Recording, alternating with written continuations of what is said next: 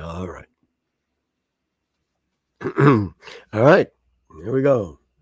Oh, I messed up already.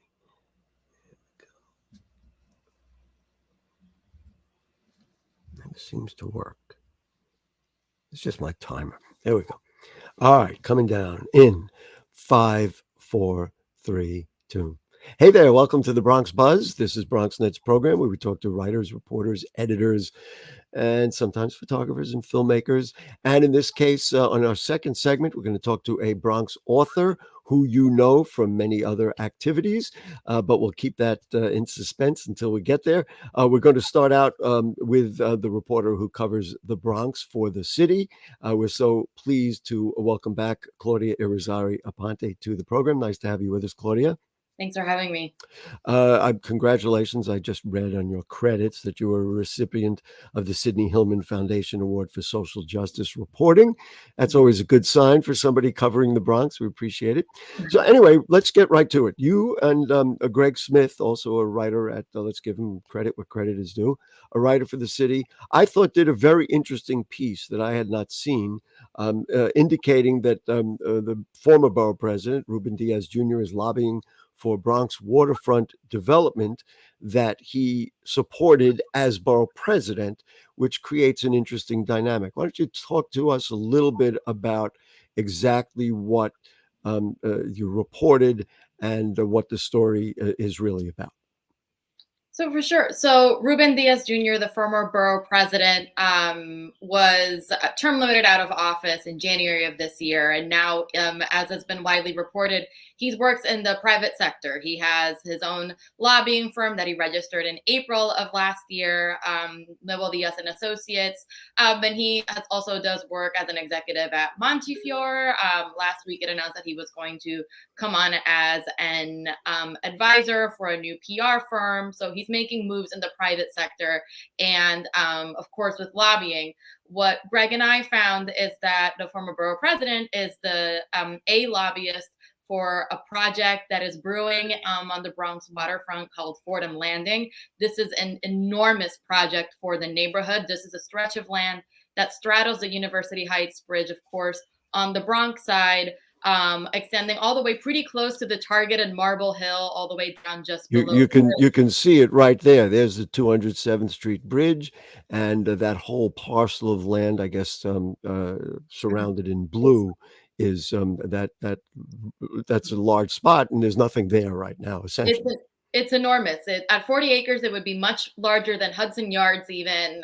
Proposed for that area is mixed use development for housing, a music venue, a school, an esplanade to give folks in the neighborhood waterfront access. It's a huge, enormous project.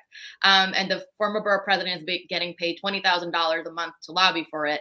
Now, he was also lobbyist for the same developer, also sought his ear on this project in his final months of borough president, according to public records. That That they had, you reported that they had a meeting, at least one meeting.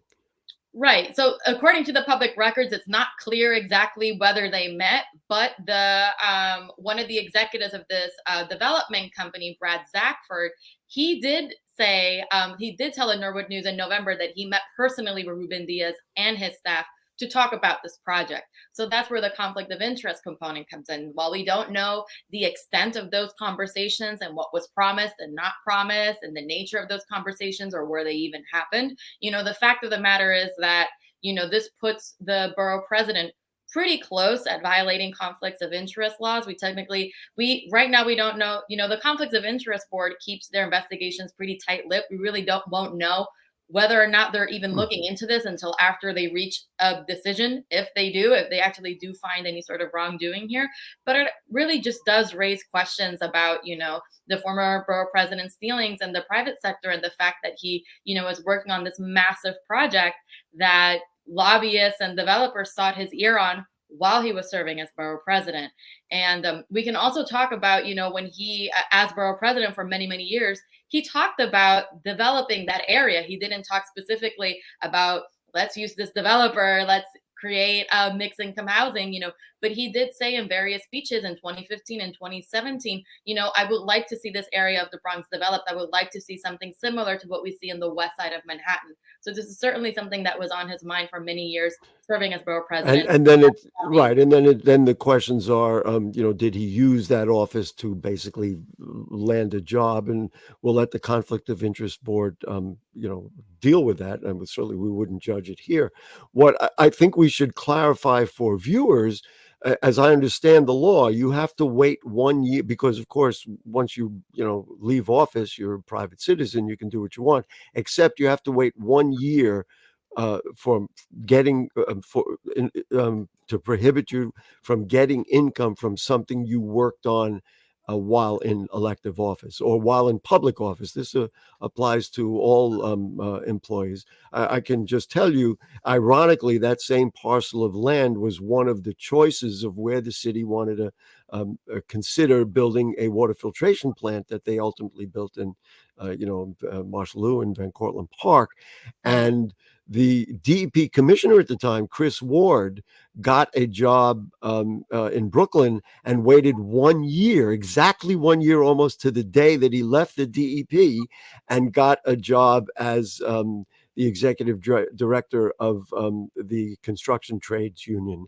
And so it was clear that he skirted the rules, so to speak, but he waited the year. In this case, it doesn't appear that the former borough president waited a year. I have that right?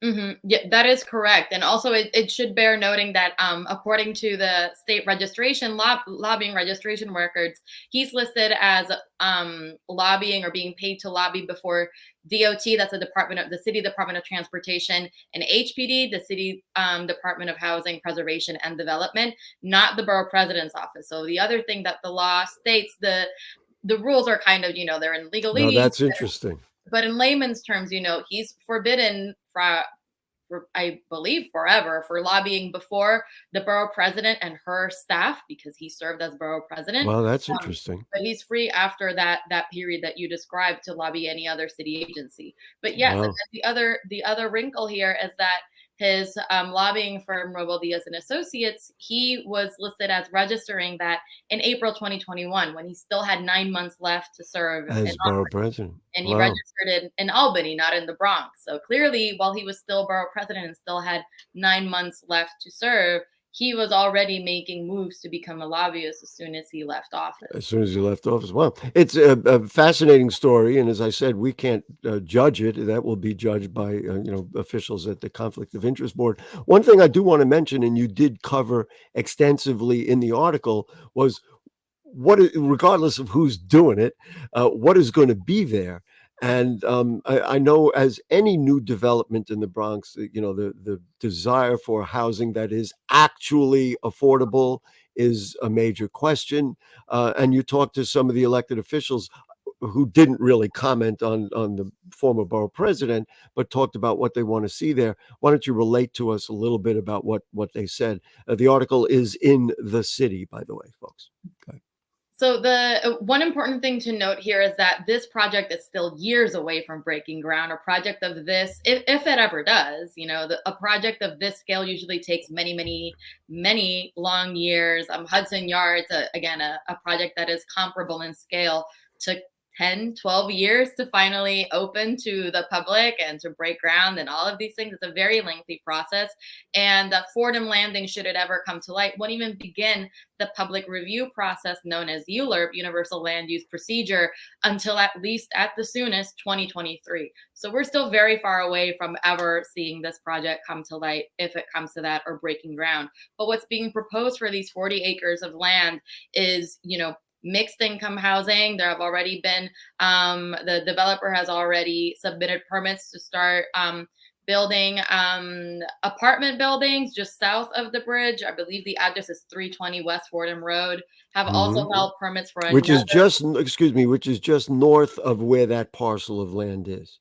just south. South, excuse me. That's right. I'm looking at it from here. Yes, south of Yeah. where that land is, Yeah, closer to the 207th Street Bridge. it's the southernmost tip of the entire project, and then there's another apartment building that's being proposed closer to where the target is, so in the northern portion of the project. And so overall, this project is going to include many thousands of units of apartment units, 30% of them, which the developer has said so far They intend to maintain affordable. Of course, these conversations are all very fraught. Already, some elected officials and other leaders have talked about, well, affordable for whom? There is no neighborhood plan yet. You know that dialogue is going to happen. That's for sure. But there is, just to have a sense of just how early and how premature these conversations are. We still don't have a neighborhood plan. We still don't have an environmental Yeah, review. this was all dialogue, and you guys brought it to light because of the potential for conflict with the borough president. I didn't ask you; it is not in the article. You tried to reach out to the former borough president, didn't get a statement or anything like that. That's correct. Yes. Yeah. And so, what's interesting about that parcel of land as you go south, of course, there's Roberto Clemente houses that was built on, a little further south. And then now, very far south, I think it's called Bronx Point. And that I think is being seen as a favorable project. It's going to house the Hip Hop Museum. And then further south is another somewhat controversial project because that's the Brookfield project that originally was owned by Keith Rubenstein and is seen by many as a gentrifying project. So it just as the desire to, I guess what I'm getting at, the desire to develop the Harlem River has had mixed results. It would be interesting to see how this one turns out, I suppose. Yeah, and it's the same community board, also CB7, that is also legislating over the Kingsbridge Armory project. Yes. It's all in the same area. We're actually going to bring those topics up with our next guest. How ironic, because she's written about development in the Bronx. So anyway, Claudia Irizarry Aponte, boy, do we thank you and Greg Smith for this article and, of course, all the great work that you do covering our borough of the Bronx with intelligence and responsibility and with insight. And we appreciate your time this evening. Thank you so much for joining us. Thanks again for having me. All right, folks, check out The City and read everything Claudia writes because she's writing about us and our borough. We're going to take a break. Our guest will be Majora Carter, who is, for some, a controversial figure, for others, a hero for having really dealt with grassroots issues in developing our borough of the Bronx. She has a new book. We're going to talk about that right after this.